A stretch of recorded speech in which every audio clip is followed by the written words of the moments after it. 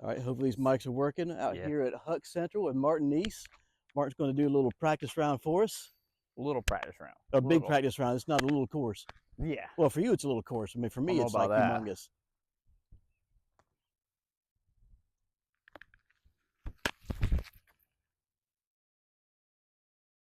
A little good short and inside, maybe. Now, what was that? Predator, beat up Predator. Probably just go Venom at it. Like go the same distance or same stability, just further. Trying to go right over the hill. It's kind of what I'm on, but I think those are all short. Not quite sure. First drive's out of the car. It's not too bad. Yeah. All right, so a hole like this, I'm going to walk behind you and film you or beside you. All right. So a hole like this, you stepped up to it, and I know you've played this one before with events in the past here. Yeah. But how do you dissect a hole like this? Because, I mean, you've got some elevation up over this hump, and then you got the, the fall off there. How do you decide forehand as opposed to backhand and speed of disc? So the biggest thing for me is always distance. I don't throw super far, forehand or backhand, but going over hills, wind, the slower the shorter I throw, the slower I have to slow everything down. It's kind of harder for me. So I just kind of like to speed some stuff up and throw a little harder.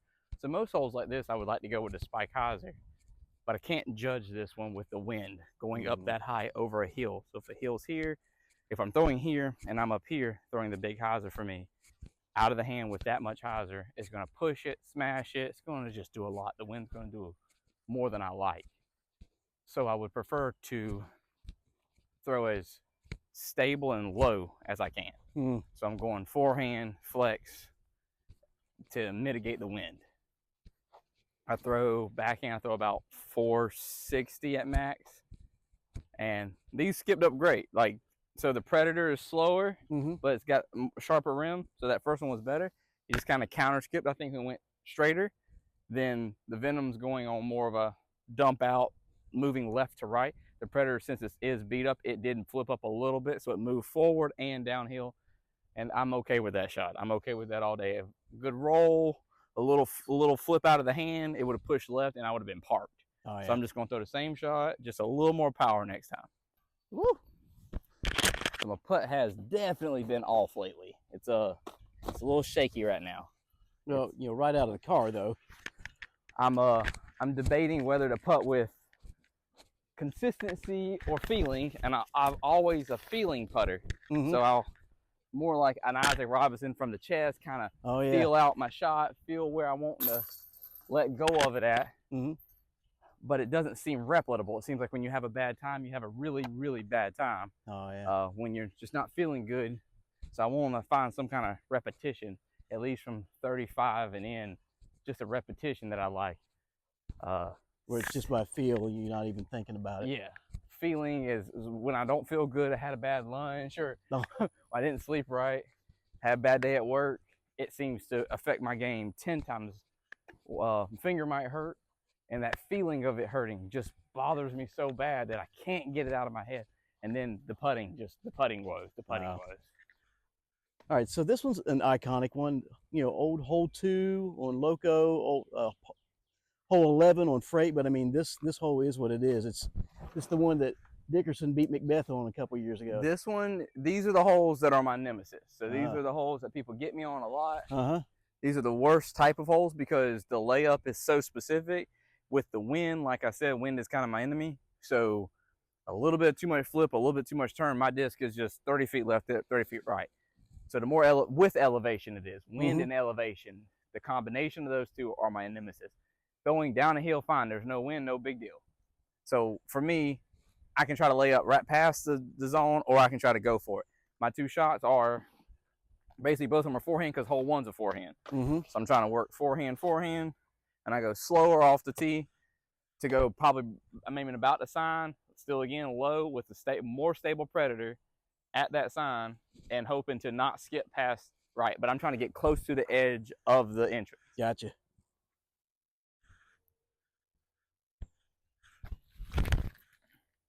See, and then that's my mistake right there, is if I throw it high, it's gone. So a hole like this, I feel more comfortable just throwing into the gap. I feel much more comfortable just aiming through the gap. I can see it from this far and hit it kind of as hard as I can and hope to go through the gap. Yeah. I'm really aiming as hard as I can, kind of as flippy as I can, because as long as I'm in the edge of the woods, I can almost pitch out 150 feet and I can get a par. This is the harder of the holes that we play this weekend.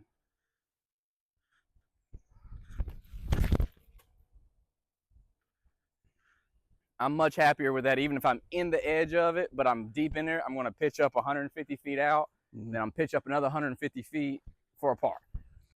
So when I'm practicing, this is just a pickup. This is never going to happen again. I'm not going to throw it over here. My miss was too bad here. If anything, if I throw the same disc and I feel comfortable with throwing it to here in the opening, I'm going to aim way out and higher. Even if I have to throw it lower, it will still be way out left to right moving shot. Gotcha. So the worst that would happen is I'll be up at the edge here. This is more what I like. It's not a great shot, but it's better to be here and have some kind of trickery shot that I have to play. Yeah, at this point, you're inside the mouth. Yes. It's not a great shot at all, but my pitch up is much easier. So when I'm scrambling, that's probably my second worst thing is scramble. So I have to worry about my actual line. All I'm trying to do on this one is get 130 feet or so to a spot.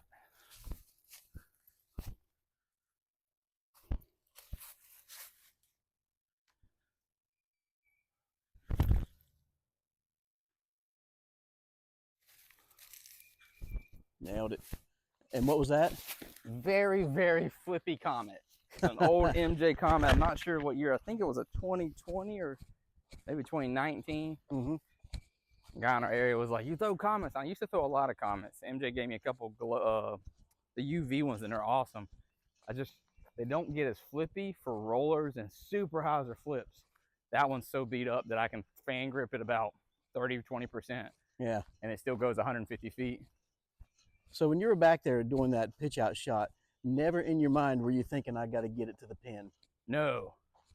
My best case scenario was if I miss these left to right bending and it just holds the whole way, I can give myself like a 45, 50 footer. Okay. I try to play to my strengths and my weaknesses more than kind of the middle green. So if it's a strength of mine, I feel like I'm a better putter. So if I can get myself to, for instance, here, this is great. This is the best I thought that I could get to. I didn't even think this would kind of glide this far. So, I mean, it's the second hole of the tournament. If I didn't birdie one, I'm here. I feel like I can make the putt coming back, so I just kind of go for it. Yeah. But all I do is I try to miss right side of the basket, so I kind of aim to the right side a little bit and have a little bit more hyzer coming in. And I'm letting it go on a little bit of hyzer, hoping to flip up a little bit and just drift left.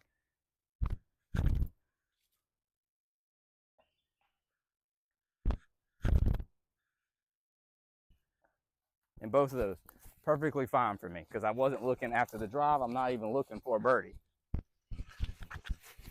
And it didn't look like either one of those went so far as where you're scrambling for a 70-foot comebacker, right? Which I've seen you make plenty of, by the way. Not recently, but yeah, I've got it on film. So I don't. For instance, my weakness might be something, but my strength is something else. So I try to remember that all the way through the game. Yeah. If you can't remember that on almost every shot, you'll start leaking shots. So I feel like I'm a better putter unless this hops up and rolls on one of those. These should be routined every time, and I'm not worried about running a putt from back there. So it wasn't so stressful for me to like try to get inside the circle or try to throw it past it. Yeah. And what I just took from that hole was I played it the way I practiced it a week ago, and I had kind of an idea of the hole, and I played it just exactly how. That's exactly how I'd play it in the tournament. If I throw right to the mouth of it, I might give that second shot, that little up shot. Now that I know that Comet will get 50 feet, I'll give it a little bit more juice, left to right bend. It doesn't, and even if I'm more centered up, I'll still probably go off that Comet. Since it's so glidey going downhill, it'll most likely get 50 feet. And I'm okay with that putt now. A year ago, even a year and a half ago, that runaway, that downslope kind of stressed me out, made me think a little bit more about it. not really stressed out about it anymore.